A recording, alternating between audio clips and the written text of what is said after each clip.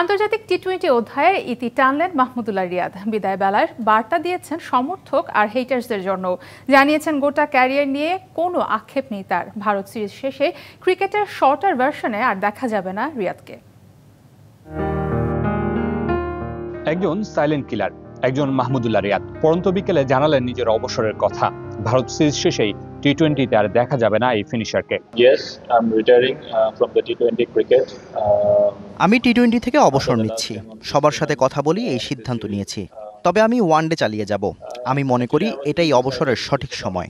দলের জন্য এটা খুব ভালো হবে।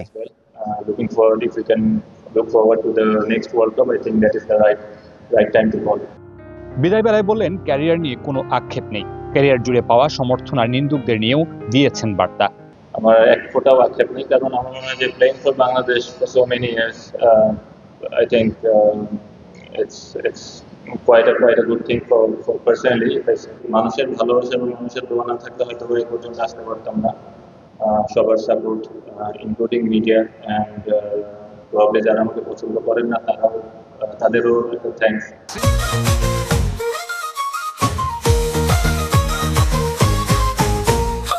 নিধাস ট্রফিকে টি-20 ক্যারিয়ারের সেরা মোমেন্ট বলছেন, আর 2016 সালে বেঙ্গালুরুতে বিশ্বকাপের ম্যাচে 3 বলে 2 রান নিতে না পারাকে বলছেন ফ্রাস্ট্রেটেড।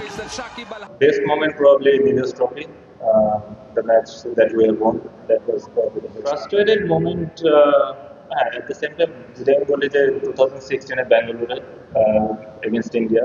তবে বিদায়ের আগে আরো একবার মনে করিয়ে দিয়ে গেলেন ভেতরে জমে আছে অনেক কথা, সময় হলেই বলবেন গণমাধ্যমের সামনে।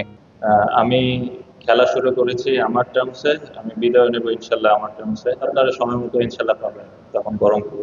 টি-20তে 17 বছরের এপিটাপ টেনে ফেললেন মাহমুদুল্লাহ রিয়াদ। বিদায় বেলায় বললেন কোনো আক্ষেপ নেই, তবে আক্ষেপ যে কিছুটা আছে সেটা তার কথাতে কিছুটা হলেও বোঝা গেছে। বলেছেন এখনো অনেক বড় কথা বাকি আছে, সেগুলো জানাবেন ভবিষ্যতে। কি সেই কথা সেটা জানা না গেলেও বিদায়টা ভালো হোক মাহমুদুল্লাহ রিয়াদের।